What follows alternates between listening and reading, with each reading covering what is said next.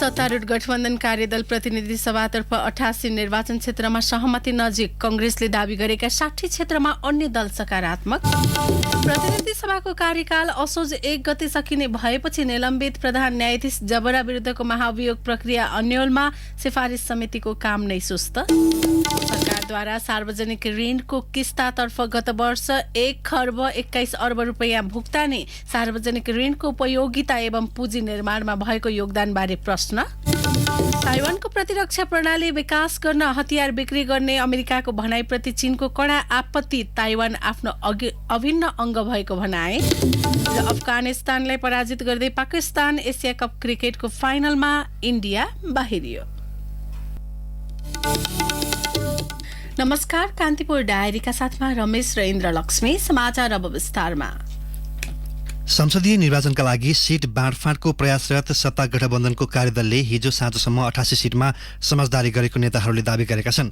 1 महिना अघि गठन भएको कार्यदलले सुरुमा प्रतिशतमा भागभण्डा गर्न खोजे पनि समझदारी बन्न नसकेपछि एक सीटमा छलफल गरिरहेको छ। समानुपातिक उम्मेद्वारको बन्द सूची असोज 2 र 3 मा बुझाउने तालिका छ। प्रत्यक्ष सीटमा बाँडफाँड नभएसम्म समानुपातिकमा कसको नाम पठाउने वा नपठाउने भन्ने अन्यल हुने भएकाले अहिले नै सबै विषय टुङ्गो लगाउन गठबन्धनले प्रयास गरिरहेको छ। सीट बाँडफाँड सहमति बनाउन गठबन्धनले साउन 22 मा कांग्रेस नेता कृष्णप्रसाद सिटौला नेतृत्वको 11 सदस्यीय कार्यदल बनाएको थियो। त्यस यता शीर्ष नेता सहित कार्यदलको बैठक निरन्तर चलिरहेको छ। समग्र सीटलाई प्रतिशतमै भागभण्डा गर्न कठिन भएपछि दलहरूले एक सीट छुट्याउने प्रयास गरिरहेका छन्। प्रतिनिधि सभाका कुल 165 निर्वाचन क्षेत्रमध्ये कांग्रेसले 100, माओवादीले 60, जसपाले 32 र समाजवादीले 20 सीटमा दाबी प्रस्तुत गरेका छन्। तर कांग्रेसले दाबी गरेका मध्ये 60 सीटमा अरू कसैको दाबी नपरेकाले 30 सीटमा कांग्रेसले उम्मेदवारी पाउने पक्का भएको छ। त्यस्तै माओवादीले दाबी गरेका मध्ये 12 सीटमा गठबन्धनका अन्य दलको दाबी छैन। एकीकृत समाजवादीका पनि अध्यक्ष माधव कुमार नेपालले चुनाव लड्ने रौतहट 1, झरनाथ खनालको इलाम 1 र सचिव रामकुमारी झाँक्रीको गुल्मी 2 सहित 8 सीटमा अरूको दाबी छैन। जनता समाजवादी पार्टीका पनि 8 निर्वाचन क्षेत्रमा एकल दाबी छ। कार्यदलका अर्का एक सदस्यले भने अहिलेसम्म 88 निर्वाचन क्षेत्रको भागभण्डा मिलिसकेको छ। आज बिहान बस्ने कार्यदलको बैठकले केही निर्वाचन क्षेत्र मिलाउन सक्छ। त्यहाँ पनि नमिलेका विषय शीर्ष तहका नेताहरूको जिम्मामा जान्छन्। नेताहरूले 40 देखि 50 निर्वाचन क्षेत्रको समस्या हल गर्नुपर्ने देखिन्छ। 2074 को संसदीय निर्वाचन र 2079 को स्थानीय तहको मतका आधारमा केही सीटमा समझदारी बन्न सजिलो हुने नेताहरूको भनाइ छ। कार्यदलका एक सदस्यले भने 2074 मा प्रत्यक्ष जितेका निर्वाचन क्षेत्रमा अधिकांशमा समझदारी बनेको छ। केन्द्रीय स्तरका मुख्य नेताले प्रतिस्पर्धा गर्ने क्षेत्रमा पनि समस्या हुँदैन। तनहुँ 1 मा कांग्रेस नेता रामचन्द्र पौडेलले उम्मेदवारीको तयारी गरेपछि नेकपा एसका सांसद किशन कुमार श्रेष्ठलाई 12-4 मा उठाउने तयारी गरिएको छ। डोटीमा एसका प्रेमाले र कांग्रेसका वीरबहादुर बलायर बीच गठबन्धनको टिकटमा प्रतिस्पर्धा छ। बलायरलाई कैलालीमा झार्ने देउवाको तयारी छ। मोरङ 4 मा पनि कांग्रेसका केन्द्रीय स्तरका नेताहरू बढी भएकाले कांग्रेसले दाबी गरेको छ।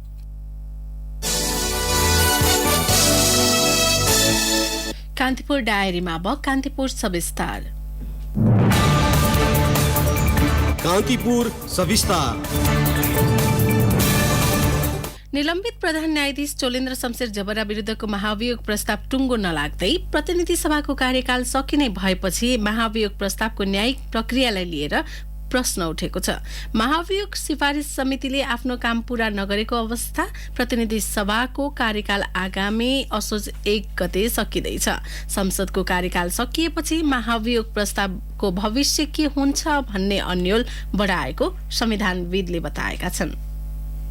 महाभियोग सिफारिस समितिले निलम्बित प्रधान न्यायाधीश जबराको बयान जारी राखेकै बेला निर्वाचन आयोगले प्रतिनिधि सभाको कार्यकाल असोज 1 गतेसम्म मात्रै रहने भनेको छ। प्रधान न्यायाधीश विरुद्धको महाअभियोगको प्रस्तावलाई प्रतिनिधि सभाले 6 महिनासम्म अड्काएर राखेको थियो। महाभियोग सिफारिस समितिले विभिन्न 43 वटा प्रश्नमा गत भदौ 15 गतेबाट निलम्बित प्रधान न्यायाधीश जबरासँग बयान लिन सुरु गरेको हो। तर अहिलेसम्म 6 वटा मात्रै प्रश्नमा बयान लिन सकेको समितिलाई आगामी 1 सातामा बयान सकेर संसद प्रतिवेदन बुझाउन कठिन प्राय छ। महाभियोग सम्बन्धी प्रतिवेदनलाई 2/3 पारित गर्नुपर्ने अर्को चुनौती पनि छ। महाभियोग प्रस्ताव कसरी टुङ्ग्याउने भन्ने विषयमा संवैधानिक र राजनीतिक प्रश्न उब्जिएसँगै सिफारिस समिति पनि अन्यलमा परेको छ। यद्यपि आगामी आइतबार बस्ने समितिको बैठकले सो विषयमा निर्णय गर्ने महाभियोग सिफारिस समितिका सदस्य एवं कांग्रेस सांसद रामबहादुर बिष्ट बताउँछन्। फास्ट ट्र्याकबाट गएर बयानसम्म लिएर समयमा प्रतिवेदन तयार गरेर हाउसमा पेश गरेर निर्णयमा पुग्नुपर्छ भन्ने हामीले मनैसले बनाएका थियौँ। कार्यतालिकामा त्यस्तो हामीले बनायौँ। अब अहिले यसो हेर्दाखेरि अब हाउस त 1 गतेबाट बन्दै हुने भयो, कार्यकाल पनि सिद्धिने भयो। त्यो भएको 26 गते अब मिटिङ बोलाएको छ। अब त्यहाँ हामी कसरी साथीहरू प्रस्तुत हुन्छन्, अब यसको साथ कसरी जाने भन्ने सरसल्लाह हाम्रो होला। त्यसमा अब कसरी जाने बयानसम्म लिनलाई त भ्याउँछ कि। प्रतिनिधि सभाको कार्यकाल समाप्त हुने अवस्थामा महाभियोगको प्रक्रियाले कानुनी र संवैधानिक जटिलता सिर्जना गरेको छ। महाभियोग प्रस्ताव वर्तमान प्रतिनिधि सभाले टुङ्ग्याउन नसके आगामी प्रतिनिधि सभामा पुनः लैजान मिल्छ कि मिल्दैन भन्ने विषयको अन्यल देखिएको हो। प्रतिनिधि सभा नियमावलीको धारा 65 को 3 मा चालू अधिवेशनमा दर्ता भएको प्रस्तावमाथि छलफल नभए स्वतः निष्क्रिय हुने भनिएको छ। तर छलफल सुरु भएको अवस्थामा के हुने भन्ने उल्लेख छैन। आगामी प्रतिनिधि सभामा आउने नयाँ जनप्रतिनिधिसँगै राजनीतिक समीकरण नै परिवर्तन हुने भएकाले अहिलेको महाभियोग प्रस्तावलाई अघि बढाउनै पर्छ भन्ने कानुनमा कहीँ कतै उल्लेख नभएको सिफारिस समितिका सदस्य एवं एमाले सांसद कृष्ण भक्त पोखरेलको तर्क छ। वर्तमान गठबन्धनले सत्ता स्वार्थका लागि मात्रै महाअभियोगको प्रस्ताव ल्याएकाले यसको भविष्य अन्यलमा परेको पोखरेलको आरोप छ। तपाईलाई कुनै एउटा व्यक्तिले अभियोग लायो, रामबहादुर भन्ने व्यक्तिले, रामबहादुर भन्ने व्यक्ति नै छैन भने अनि अर्को भोलि आउने श्यामबहादुरलाई लाग्छ भन्ने छ। श्यामबहादुरलाई लाग्यो भने भोलि श्यामबहादुरले पनि ल्याउन पाउने कुरा त रहिहाल्यो। तर रामबहादुरलाई उसले गरेको काम उचित लागेन भने जस्तो विषय चाहिँ अनि श्यामबहादुरलाई लाग्नु पर्ने र अर्को पार्लियामेन्टले यसलाई ओन गर्ने भन्ने कुरा त यो कहीँ हुन सक्ने विषय नै होइन। हाम्रो पार्लियामेन्ट प्रतिनिधि सभा नियमावली अनुसार यो संसदमा भएका प्रस्तावहरू शून्य हुन्छन्। यदि यो संसदमा कुनै चिज पारित हुन सकेन भने अर्को संसदमा त्यो सर्छ भन्ने कुरा चाहिँ मलाई चाहिँ थाहा छैन र नियमावलीमा त्यो व्यवस्था छैन। महाभियोग प्रक्रिया वर्तमान प्रतिनिधि सभाबाट टुङ्गिने वा प्रतिनिधि सभाको नयाँ बैठकमा पनि लैजान सकिन्छ भन्ने विषयमा कानुनविदहरूको समेत मत बाजिएको छ। त्यसो त आगामी प्रतिनिधि सभा गठन हुने बेलासम्ममा निलम्बित प्रधान न्यायाधीश चोलेन्द्र शमशेर जवराकै कार्यकाल पनि सकिँदैछ। 65 वर्षे उमेर हदका कारण आगामी मक्सिरमा उनको कार्यकाल सकिन लागेको हो। कार्यकाल नै सकिन लागेका प्रधान न्यायाधीशको छानबिन कसरी अगाडि बढाउने भन्नेमा प्रतिनिधि सभाको नियमावलीमा स्पष्ट व्यवस्था नभएकाले कानुनी चुनौती थपिएको संविधानविद एवं वरिष्ठ अधिवक्ता हरि उप्रेतीको तर्क छ। 4 गतेको निर्वाचन पछि बन्ने प्रतिनिधि सभाले फेरि महाभियोग सिफारिस समिति गठन गरेर त्यसले आफ्नो कारबाही अगाडि बढाउनु पर्छ। अहिले चाहिँ तपाईको चाहिँ 43 वटा क्वेशनमा चाहिँ 6 वटा क्वेशन मात्रै सोधेको अवस्था छ।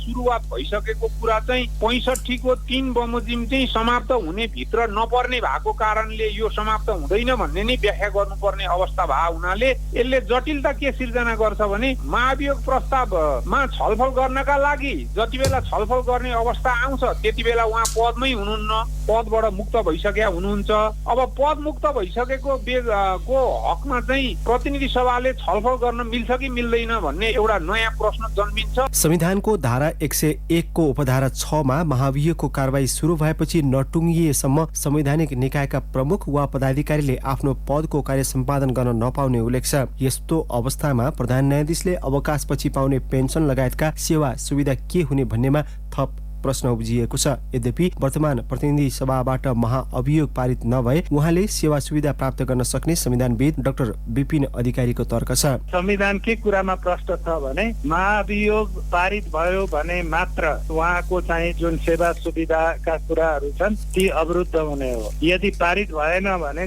केवल चार्ज लगाएका आधारमा या संसदमा उभ्याएका आधारमा मात्र एउटा प्रधान न्यायाधीशको पदले दिने खाइपाइ आएको सुविधा हुन्छ। निवर्तमान प्रधान न्यायाधीशलाई त्यो उहाँले पाउनुहुन्छ। न्यायालय प्रमुखलाई महाभियोग लगाएर निलम्बन गर्ने तर प्रक्रियामा ढिलाइ गर्दा सत्तारूढ दलको राजनीतिक भूमिकामा गम्भीर प्रश्न उब्जिएको छ। यो विषय निलम्बित प्रधान न्यायाधीश जवराले आफ्नो बयानमै छताछुल्ल पारेका छन्। वर्तमान अवस्थाले महाभियोग लागेका व्यक्तिले निलम्बनमै उन्मुक्ति पाउने वा न्यायपालिकाको प्रमुखमाथि लागेको महाअभियोग जस्तो गम्भीर आरोपको विषय अलपत्र पर्ने अवस्था आउनु दुःखद भएको जानकारहरूको भनाइ छ। रेडियो कान्तिपुरका लागि अनिल परियार।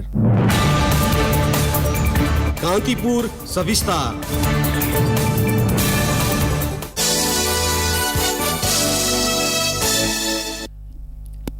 सरकारले गएको आर्थिक वर्षमा ऋणको सावा र ब्याज भुक्तानीमा मात्र 1,21,86 करोड रुपियाँ खर्च गरेको छ। सार्वजनिक ऋण व्यवस्थापन कार्यालय अनुसार सरकारले आर्थिक वर्ष 2078-79 76 अर्ब 74 करोड सामा र 45 अर्ब 12 करोड ब्याज तिरेको छ। सामा ब्याज तिर्न वार्षिक रूपमा भएको यो खर्च हालसम्मको उच्च हो। सामा ब्याज भुक्तानीमा एक वर्षमा गरिएको खर्च त्यही वर्षको कुल बजेटको करिब 10% र पुँजीगत खर्चको 54.27% बराबर हुन्छ। यसले नेपालले जति विकास खर्च गरेको छ त्यसको आधाभन्दा बढी खर्च ऋणको सामा ब्याज तिर्नका लागि भएको देखिन्छ। यसले अर्कातिर वर्षेनी बढिरहेको सार्वजनिक ऋणको उपयोगिताबारे प्रश्न उठिरहेको छ। ऋण लिएको रकमले राष्ट्रिय पुँजी निर्माणमा कति योगदान गरिरहेको छ भन्ने लेखाजोखा सरकारले गरेको पाइँदैन। नेपालको अर्थतन्त्र केलाउँदा देखाइने समस्या मध्येमा बढ्दो सार्वजनिक ऋण पनि पर्ने गरेको छ। अहिलेको नेपालको कुल ग्राहक उत्पादन जीडीपीसँग सार्वजनिक ऋणको अनुपात 41.47% बराबर छ। अर्थशास्त्रीय दृष्टिकोणबाट जीडीपी ऋण अनुपात बढ्नु आफैमा समस्या होइन। एक अर्थशास्त्रीले भने जीडीपीमा ऋणको योगदान बढ्न नसक्नु भन्ने समस्या हो। उनका अनुसार राष्ट्रिय अर्थतन्त्रको तुलनामा राष्ट्रिय ऋणको अनुपात बढिरहँदा यसको प्रभाव कहाँ र कसरी देखिन्छ भन्ने स्वाभाविक चासो रहन्छ। वर्षेनी बढिरहेको सार्वजनिक ऋणको अङ्कमाथि संसदमै पटक पटक प्रश्न उठेका छन्। प्रतिनिधि सभाको अर्थ समितिका सभापति कृष्णप्रसाद दाहाल क्षमता हेरेर ऋण लिनुपर्ने बताउनुहुन्छ। कान्तिपुर डायरीमा अब ब्रेकको पालो। ब्रेकपछि अब बाँकी प्रसङ्ग। पार्टीको पदाधिकारी चयनपछि माओवादी केन्द्रभित्र देखिएको असन्तुष्टि पहिलो पटक सार्वजनिक रूपमा प्रकट भएको छ। महासचिवको दाबी गरे पनि अन्तिममा उपमहासचिव बनाइएका नेता जनार्दन शर्माले काठमाडौँमा हिजो आयोजित पार्टी समर्थित विद्यार्थीको कार्यक्रममा अध्यक्ष पुष्पकमल दाहालको चर्को आलोचना गर्नुभयो। म नीति र नेतृत्वलाई सदैव रक्षा गर्ने मान्छे हुँ। नीति र नेतृत्वको रक्षा गर्दै आएको मान्छे हुँ। सही नीति र नेतृत्वको अहिले पनि रक्षा गर्ने मेरो दायित्व हो। त्यो कुराप्रति म गम्भीर छु। तर नीति र नेतृत्व सही ढङ्गले अगाडि बढ्नुपर्छ भन्ने कुरा पनि सँगसँगै मेरो माग हो। मैले अध्यक्ष कामरा यहीँ हुनुहुन्छ। अध्यक्षको सबभन्दा बढी कडा आलोचक मै हुँ। अध्यक्ष कामराको सबभन्दा बढी संरक्षक रक्षा गर्ने पनि मै हुँ। तत्कालीन अवस्थामा पार्टी विभाजन अघि र पछि नेताहरू बाबुराम भट्टराई र मोहन वैद्य लगायत नेताले अध्यक्ष दाहालको व्यापक आलोचना गरे पनि उहाँसँगै रहेका नेताले सार्वजनिक रूपमा दिएको अभिव्यक्तिलाई माओवादी वृत्तमा अर्थपूर्ण रूपमा हेरिएको छ। अध्यक्ष दाहाल समेत सहभागी भएको कार्यक्रममा उपमहासचिव शर्माले आलोचनाबाट मात्र नेतृत्वको रक्षा हुने बताउनुभयो। तपाईहरुले पनि पञ्चा लगायतका उपाध्यक्ष लगायतका नेताहरूले गल्ती गरे, कमजोर गर्ने आलोचना गर्नुहोला। आलोचनाले नेतृत्वको रक्षा हुन्छ। चाकरीले रक्षा हुँदैन, लाइनले रक्षा हुँदैन। नेतृत्वको रक्षा गर्ने कुरा महत्त्वपूर्ण हो।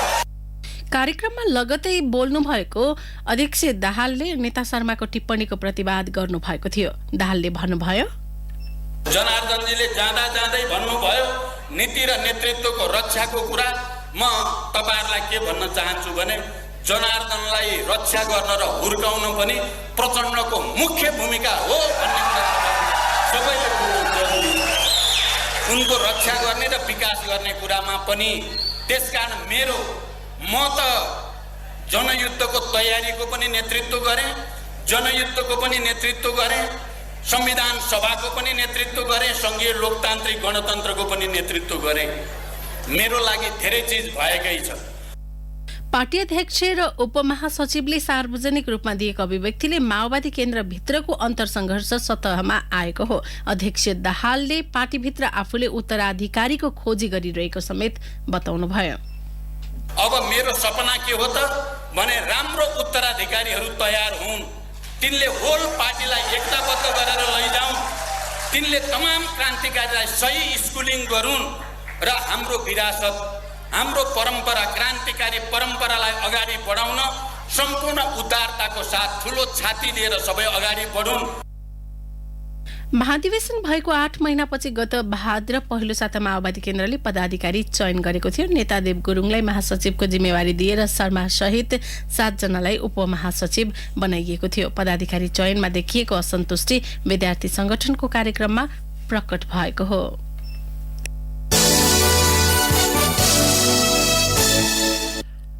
ब्याज दर बढ्न नदिन राष्ट्र बैंकले आफै सरकारी ऋणपत्र खरिद गर्न थालेको छ। बैंक तथा वित्तीय संस्थाले उच्च ब्याज दर माग गर्न थालेपछि 1.5 महिना यता राष्ट्र बैंक आफैले कम ब्याज दरमा धमाधम ट्रेजरी बिल खरिद गर्न थालेको हो। जसअनुसार गत साउन 10 यता राष्ट्र बैंकले 37 अर्ब 5 करोड रुपैयाँ बराबरको ट्रेजरी बिल खरिद गरिसकेको छ। पछिल्लो पटक साउन 21 मा औसत 9.03% ब्याज दरमा 1 अर्ब 60 करोड रुपैयाँ बराबरको ट्रेजरी बिल खरिद गरेको थियो। बैंकहरूले 9% भन्दा बढी ब्याज दर माग गरेपछि राष्ट्र बैंक आफैले सो सीमा नबढ्ने गरी खरिद गर्न थालेको हो। बैंक तथा वित्तीय संस्थाहरूले ट्रेजरी बिलमा उच्च ब्याज दर माग गरेपछि राष्ट्र बैंकले आफैले खरिद गर्न थालेको राष्ट्र बैंक अनुसन्धान विभाग प्रमुख प्रकाश कुमार श्रेष्ठले स्पष्ट पार्नुभयो। चालु आर्थिक वर्षको मौद्रिक नीति मार्फत राष्ट्र बैंकले स्थानीय तरलता सुविधाको ब्याज दर बढाएर 8.5% पुर्याएको छ। यही ब्याज दरमा राष्ट्र बैंकबाट एसएलएफ लिने अनि त्यो भन्दा महँगो दरमा ट्रेजरी बिलमा लगानी गर्ने बैंकहरूको प्रवृत्ति निरुत्साहित गर्न पनि आफैले खरिद गरेको श्रेष्ठले बताउनुभयो। ट्रेजरी बिलबाट सिधै राम्रो प्रतिफल पाएकै कारण गत आर्थिक वर्षमा करिब 6 महिनासम्म बैंक तथा वित्तीय संस्थाले कर्जा प्रवाह ठप्प पारेको अवस्थामा पनि वार्षिक रूपमा औसत 23%ले खुद नाफा बढेको थियो। राष्ट्र बैंक आफैले ट्रेजरी बिल खरिद गर्नु भनेको पैसा छापेर बजारमा पठाउनु भन्ने हो। यसले बजारमा मुद्रा आपूर्ति बढाउँछ। वित्तीय प्रणालीमा तरलताको अवस्था हेरेर पनि ट्रेजरी बिल आफै खरिद गरिएको राष्ट्र बैंकले जनाएको छ।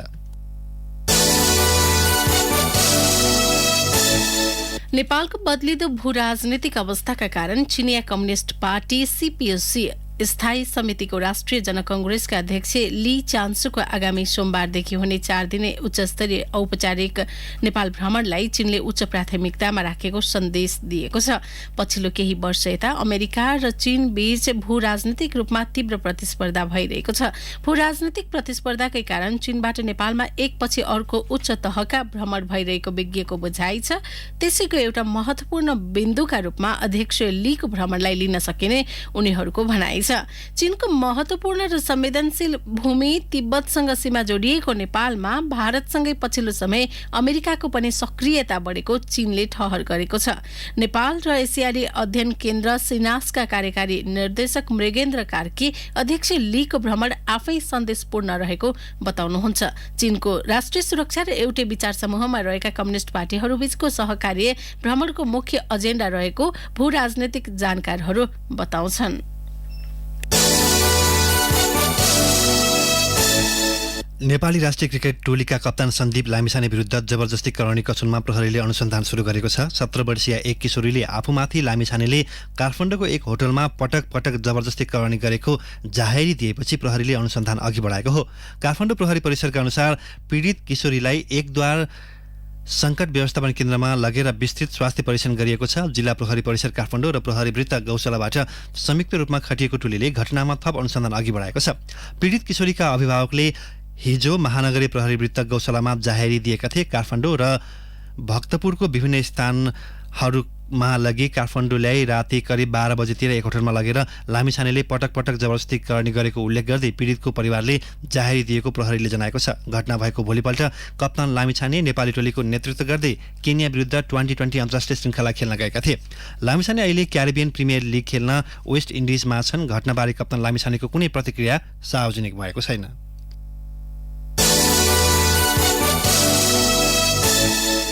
लामखुट्टेको टोकाइबाट हुने डेंगू रोगको प्रकोप बढिरहेका बेला चितवन, मकवानपुर र पूर्वी नवलपरासी लगायत केही जिल्लामा लामखुट्टेको टोकाइबाट हुने जापानिज एन्सेफलाइटिस देखिएको छ। स्वास्थ्य तथा जनसङ्ख्या मन्त्रालयले गरेको प्रेस ब्रिफिङका क्रममा प्रवक्ता डाक्टर सञ्जीव कुमार ठाकुरले एन्सेफलाइटिसबाट बच्न सतर्कता अपनाउन आग्रह गर्नुभयो।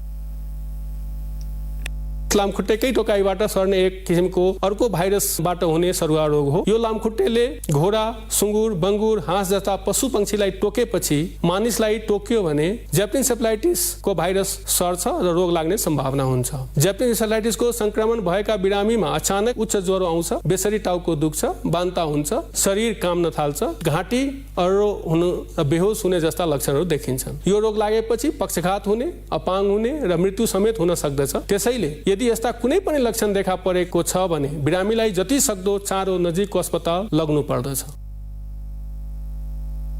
यसैबीच मुलुकका 75 वटा जिल्लामा डेंगूका बिरामी भेटिएको मन्त्रालयले जनाएको छ। कान्तिपुर डायरीमा पुनः ब्रेकको पालो। ब्रेकपछि कान्तिपुर डायरीमा अब आर्थिक प्रसङ्ग। आगामी भदौ 29 सम्म भारतीय केराको आयात नरोकिए आन्दोलन गर्ने चितवनका केरा उत्पादक किसानहरूले चेतावनी दिएका छन्। चितवन केरा उत्पादक संघले हिजो बिहान रत्नगरमा पत्रकार सम्मेलन गरी मागलाई धान्ने गरी स्वदेशमै पर्याप्त उत्पादन भइरहेको दावी गरेको छ। संघका अध्यक्ष माधव प्रसाद घिमिरेले भन्नुभयो, चाडपर्वका बेला हुने मागलाई धान्ने केरा देशभित्रै उत्पादन भएको छ, त्यसैले बाहिरबाट केरा आयात गर्न आवश्यक छैन।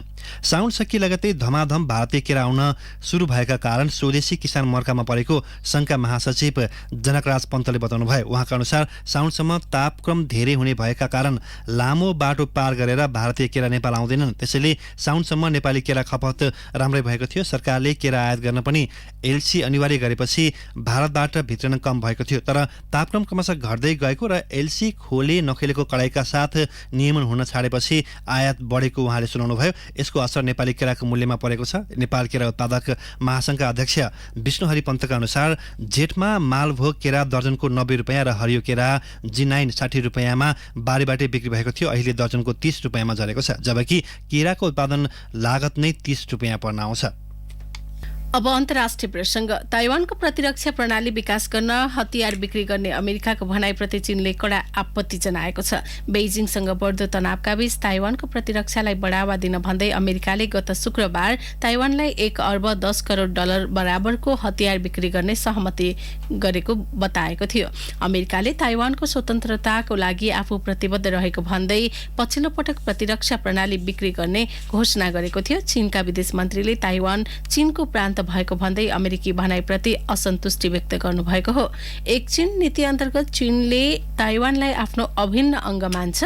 अमेरिकी कांग्रेस अध्यक्ष नान्सी पेलोसीको ताइवानको भ्रमणपछि थप दुई देश बीचको सम्बन्ध चिसिएको हो। अमेरिकापछि युरोपेली देशहरूले पनि अहिले खुलेर ताइवानको पक्षमा बोलिरहेका छन्। युक्रेनमा रुसको हमलापछि चीनले पनि ताइवानलाई त्यस्तै अवस्थामा लैजान सक्ने अड्कलबाजी समेत अन्तर्राष्ट्रिय वृत्तमा भइरहेका छन्।